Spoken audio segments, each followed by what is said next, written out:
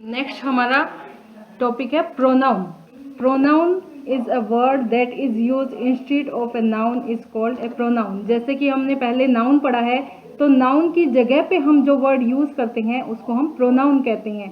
जैसे हमने पढ़ा Ram is absent because Ram is ill, लेकिन ये तो हमारा नाउन आ गया। अगर हम इसी को इस तरह से लिखेंगे प्रोनाउन के अंदर, Ram is absent because he is ill. अब हमने सेकेंड टाइम राम को ही से इसको बताया है, जैसे कि प्रोनाउन इसमें ही आ गया। A word which replace a noun to avoid its repetition. एक शब्द जो कि नाउन को रिप्लेस करता है, उसके नाउन को बार बार रिपीट होने से दोहराने की बजाय उसकी जगह पे प्रोनाउन को यूज कर लेते हैं। अब आप आगे हम देखेंगे काइंड्स ऑफ प्रोनाउन। अब काइंड्स ऑफ प्रोनाउन जो है, मैं आपको 10 टाइप्स ऑफ प्रोनाउन बताऊंगी। फर्स्ट है हमारा पर्सनल प्रोनाउन। पर्सनल प्रोनाउन है pronoun which denotes the speaker जो बोलने वाला, लिसनर सुनने वाला, एंड द थर्ड पर्सन जिसके बारे में स्पीकर और लिसनर जो बात कर रहे हैं जिसके बारे में, वो होता है हमारा थर्ड पर्सन। जैसे फर्स्ट पर्सन है आई, मैं, आई, मी, माई, वी, अस एक्सेट्रा। जैसे फर्स्ट पर्सन जो बोलने वाला होता है उसको हम पर्सनल प्रोनाउन कहते हैं। सेकंड पर्सन है यू और योवर, जिसके साथ फर्स्ट पर्सन बात कर रहा है वो होता है हमारा सेकंड पर्सन। अब है हमारा थर्ड पर्सन। थर्ड पर्सन कौन होता है? ही, सी, इट। जैसे फर्स्ट पर्सन स्पीकर हो गया, सेकंड लिसनर हो गया। अब स्पीकर और लिसनर जिसके बारे में बात कर रहे हैं वो है हमारा थर्ड पर्सन, और जिसको हम ही, सी से डिनोट करते हैं। अब है हमारा reflexive pronoun. When the action about done by the subject turns back upon the subject. अब जैसे रिफ्लेक्सिव का मतलब होता है जैसे जो एक्शन, जो काम खुद के द्वारा, फर्स्ट पर्सन के द्वारा किया जा रहा है और उसके द्वारा बताया जा रहा है कि वह काम उसी के द्वारा किया गया है, उसका उसी के बारे में, वो खुद के बारे में ही बता रहा है। जैसे फर्स्ट पर्सन है I do it myself. I हो गया फर्स्ट पर्सन और माई सेल्फ हो गया हमारा रिफ्लेक्सिव प्रोनाउन। जैसे आवर सेल्फ यानी हम सबका, हमारे द्वारा। सेकंड पर्सन में जैसे हमने वहाँ पढ़ा था यू और योवर, तो यहाँ पे हम रिफ्लेक्सिव में हम पढ़ेंगे योर सेल्फ और योर सेल्फ यानी ये प्लूरल के लिए यूज होता है सेल्व्स, और सिंगुलर के लिए हम सेल्फ यूज करते हैं। थर्ड पर्सन है हमारा हिम सेल्फ, इट सेल्फ और देम सेल्फ। हिम सेल्फ और इट सेल्फ जो है वो सिंगुलर के लिए यूज होता है, और देम सेल्फ जो होता है वो हम यूज करते हैं प्लूरल के लिए। थर्ड है हमारा emphatic pronoun. When compound personal pronouns are used for the sake of emphasis. Emphatic pronoun को हम सब्जेक्ट के पास ही रखा जाता है। जैसे इसमें सब्जेक्ट है राम और एम्फेटिक प्रोनाउन जो है वो हिमसेल्फ है। Ram himself went there, Ram खुद से वहां पर। अब है हमारा demonstrative pronoun. This pronoun is used to point out the object और noun to which they refer are known as demonstrative pronoun. इसमें जो प्रोनाउन होता है उसको दिस, दैट, दीज, दोज, इन वर्ड का यूज करके इनके बारे में बताया जाता है। जैसे कि दिस इज माई वॉच। अगर हमें किसी वॉच के बारे में बताना है और ये बताना है कि यह मेरी वॉच है, मेरी घड़ी है, तो हम उसके लिए हम दिस यूज करते हैं।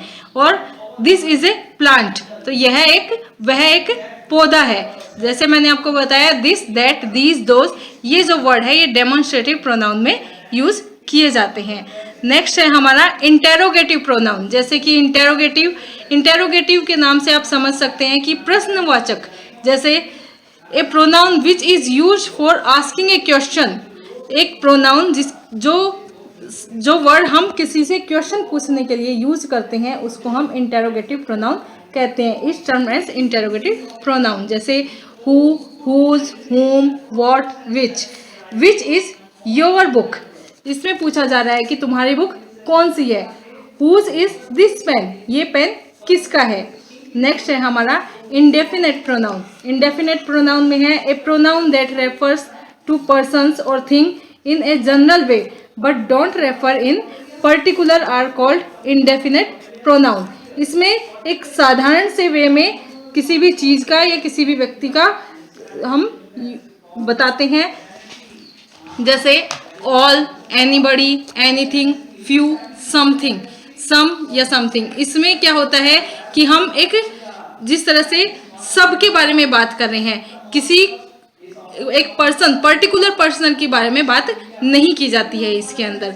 somebody has stolen my watch, इसमें हमें ये तो पता है कि वॉच हमारी चोरी हो चुकी है, लेकिन किसी पर्टिकुलर पर्सन का नाम नहीं बताया गया। इसमें बताया कि किसी व्यक्ति के द्वारा मेरी वॉच चुरा ली गई है। some milk was spilled, कुछ दूध जो है वो खराब हो चुका है।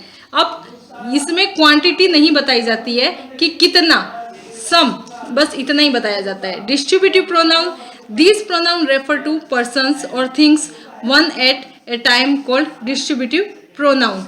इसमें जो होता है प्रोनाउन, ये जो होता है, इसमें किसी भी थिंग या किसी पर्सन्स को एक ही बार बताया जाता है। जैसे ये प्रोनाउन हमेशा सिंगुलर के साथ ही यूज होते हैं, सिंगुलर, और इसमें वर्ब भी सिंगुलर ही होती है, जैसे ईच, आइदर, एवरी, एनी। अब जैसे ग्रुप है तो ग्रुप के बारे में अगर किसी पर्सन का नाम नहीं लिया जा रहा है, इसमें each of them is to blame, each यानी प्रत्येक, सब आ गए इसके अंदर। Any of these four girl में डांस, इनमें से कोई भी 4 लड़कियां डांस कर सकती है। अब है हमारा रिलेटिव प्रोनाउन। रिलेटिव जैसे कि हम नाम से ही समझ सकते हैं, रिलेशन बताया जाता है। A pronoun which shows relation of a noun is known a relative pronoun.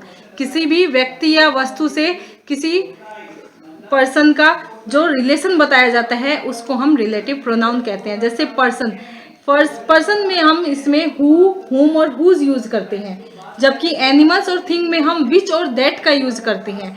Time के साथ हम व्हेन और विच का यूज करेंगे, और प्लेस के साथ हम वेयर का यूज करेंगे। ये हमारा रिलेटिव प्रोनाउन होगा।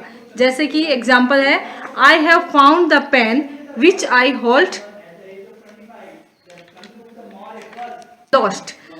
जैसे इसने बताया कि वो पेन मेरा खो गया है जो मुझे मिला था। Here is the book that you lent me, ये वही बुक है जो मैंने तुमसे उधार ली थी। तो इसमें बुक का। और हमारा नेक्स्ट टॉपिक है मॉडल। मॉडल जैसे नाम से ही पता चलता है कि इसमें हमारे मूड के बारे में बताया जाता है। जैसे मे है, यूज ऑफ मे हम परमिशन के लिए यूज करते हैं, पॉसिबिलिटी के लिए यूज करते हैं, विश या फिर ब्लेसिंग के लिए यूज करते हैं। परमिशन इसमें फॉर्मल मैनर में परमिशन का यूज होती है, जैसे किसी से आज्ञा लेनी होती है फॉर्मल मैनर में। नेक्स्ट है हमारी पॉसिबिलिटी, यानी किसी चीज की संभावना।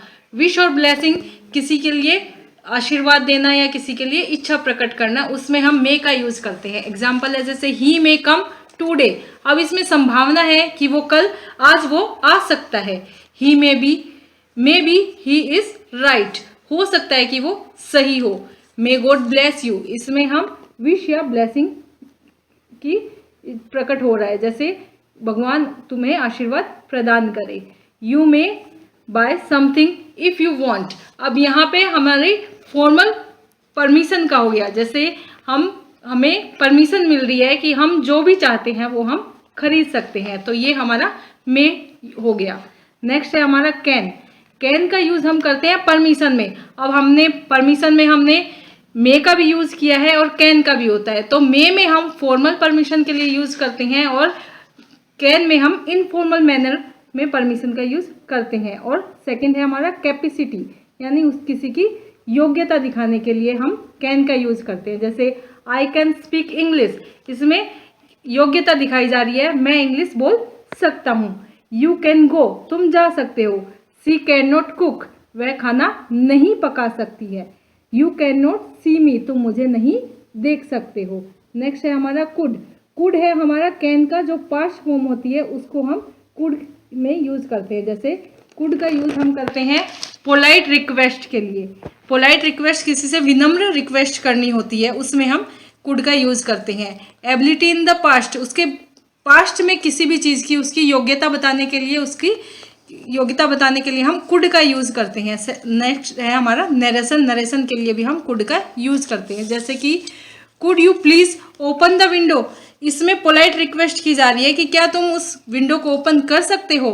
Could U turn the music down, क्या तुम म्यूजिक थोड़ा, इसकी म्यूजिक की वॉल्यूम थोड़ा डाउन कर सकते हो। When I was younger I could run a mile, इसमें हम इसकी पास्ट की एबिलिटी बताई जा रही है कि जब वह यंगर था तब वह माइल तक दौड़ सकता था। He said that he could sing a song, यहाँ पे नरेशन हो रहा है, दैट यूज कर रहे हैं, तो he said that he could sing a song, उसने कहा कि वह गा सकता है। नेक्स्ट है हमारा शुड।